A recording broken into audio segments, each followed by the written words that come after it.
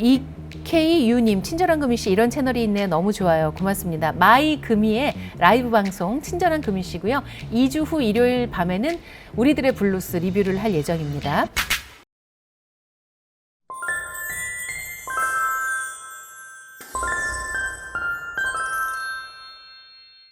이제 세 번째 키워드로 넘어가겠습니다. 세 번째 키워드는 바로 말씀하신 책임과 해방입니다.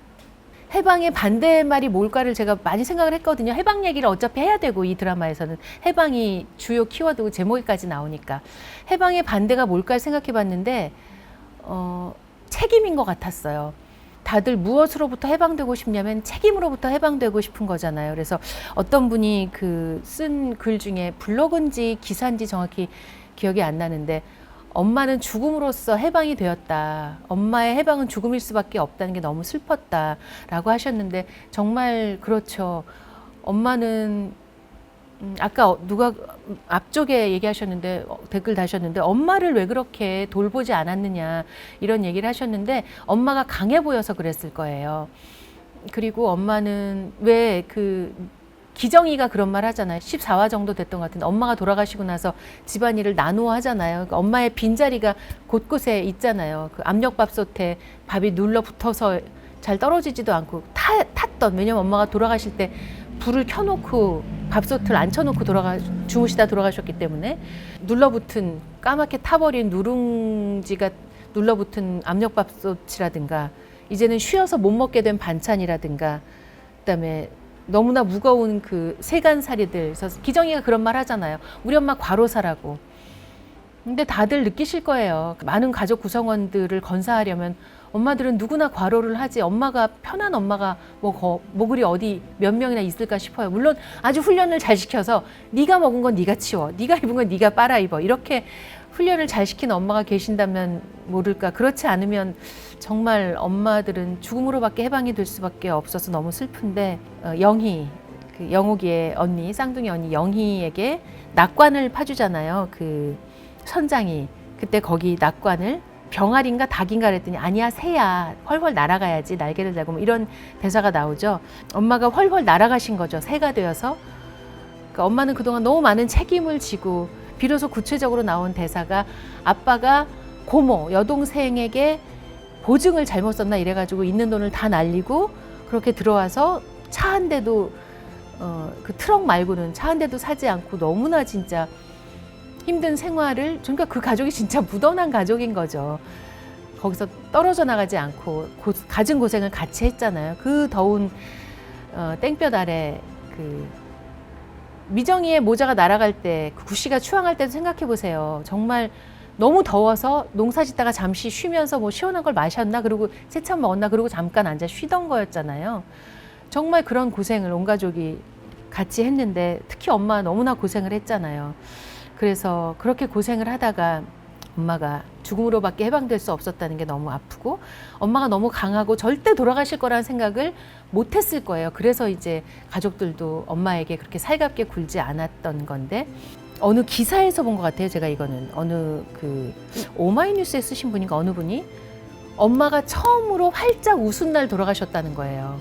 그러고 보니까 엄마는 항상 찌푸리고 있었어요. 첫 화부터. 그리고 항상 잔소리를 하고, 항상 궁시렁대거나, 약간 너무 힘드니까, 그건 당연한 거예요. 힘드니까 너무 인상이 찌푸린 인상으로 항상 등장을 했는데, 조태훈을 보고 처음으로 마음이 놓여서, 마음에 들어서 활짝 웃잖아요. 그리고 뭐 음식값을 계산해주고 나가면서 뭐 더 먹을래? 막 이렇게 활짝 웃으면서 만족해서 나가요.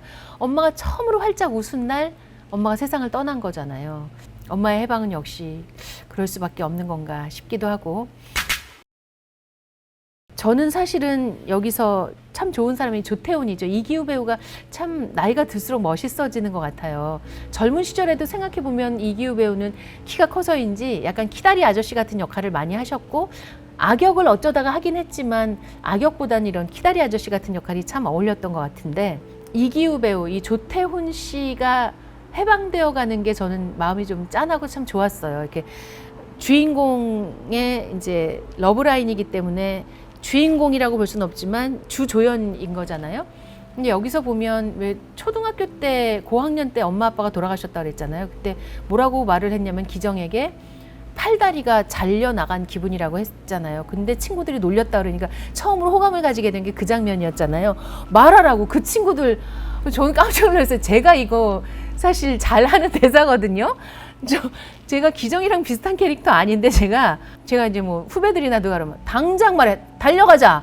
가서 내가 그 앞에서 얘기해줄게. 나 말 잘하잖아. 내가 그 앞에 가서 쏘아줄게. 내가 한 번도 가본 적은 없어요. 근데 제가 늘 그렇게 말을 하거든요. 후배들이 막 웃고 좋아하고 약간 편을 들어주니까 좋아해요. 기정이가 바로 그 대사를 해서 제가 너무 놀라고 혼자 막 웃었어요. 뭐 기정이도 저렇게 말하네. 당장 그 친구들 전화번호 대라고. 내가 가서 따져주겠다고 막 대신 화내주겠다고 막 그러잖아요. 그때 이제 처음으로 태훈이가 누나들은 완전히 내 편이지만 우리 가족 외에 내 편이 생겼구나 그런 느낌이 들었을 것 같아요. 왜냐하면 태훈이도 사실은 너무 책임감이 큰 사람이잖아요. 일단 혼자 키우는 딸, 그리고 사실 두 누나가 돌봐주긴 하지만 태훈이는 늘 회사 일이 끝나면 가서 짐을 나르죠. 술병 같은 걸 나르고 서빙을 하죠. 그래서 왜 그 이사님이 기정에게 태도가 좋은 남자가 기정 씨가 찾는 남자일 거다 이런 말을 했을 때 딱 떠올린 게 조태훈의 그 술병이 든 그 상자를 나르던 모습이었잖아요. 즉 책임감 있는 모습이었죠. 그러니까 태훈이는 정말 책임감으로 똘똘 뭉친 사람이었고, 그래서 해방클럽에 들게 된 것도 사실 책임감 때문에, 또 아이를 돌봐야 하니까 돌보기보다 아이와 시간을 보내야 하니까 빨리빨리 집에 들어가야 해서, 또 누나가 하는 그 술집도 같이 일을 거들어야 하니까 책임감 때문에 늘 빨리 집에 갈 수밖에 없어서 동아리 활동을 할 수 없었던 거잖아요. 저는 기정의 그 대사도, 오늘 대사도 너무 좋았는데, 머리를 자르고 막 그 얘기했을 때 저는 태훈 씨를 존경해요. 어떻게 존경하고 사랑하고 연민도 느끼고 막 여러 가지, 내 감정은 여러 가지가 뭉뚱그려져 있는 거다. 나는 그걸 다 태훈 씨에게 느끼고, 난 태훈 씨를 그렇게 보고 태훈 씨에게 그런 감정을 느끼고 싶고 절대 태훈 씨에게 화낼 수 없다. 그런 말 하잖아요. 근데 저는 그게 진짜 사랑인 것 같거든요. 그래서 사실은 여기 등장하는 모든 인물 중에 가장 완벽한 사랑을 받은 사람이 저는 조태훈이라고 생각을 해요. 사실 여러분 생각해 보세요. 연인 사이에 존경이라는 단어를 듣기는 쉽지 않거든요.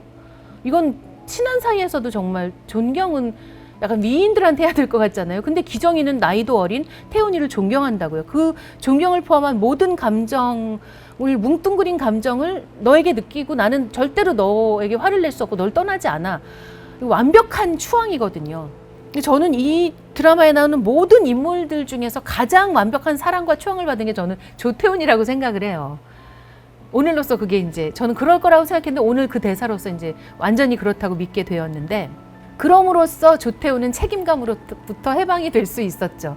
그래서 사흘에 한 번씩 계란빵을 사가지고 오고, 소고기가 아닌 계란빵을 사가지고 오고, 그 목이 떨어진 그 꽃을, 장미꽃을 사가지고 오고, 받는 여자 염기정은 그 꽃송이를 받게 되고 이런 거잖아요.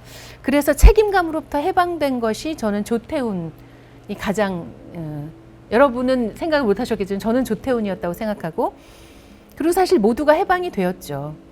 슬프게도 엄마의 죽음으로부터 아빠는 비로소 해방이 되었던 것 같아요. 그래서 차도 사게 되었고, 처음으로 우리 가족끼리 바다를 놀러 가자고도 하고, 진짜 그 장례를 치르고 나면 이렇게 살아서 뭐하지? 이런 생각이 누구나 들 거라고 생각해요. 그게 이제 허무로 빠지기도 하고, 그게 이제 변화로 달라지기도 하는 건데, 그럴 거라고 생각합니다.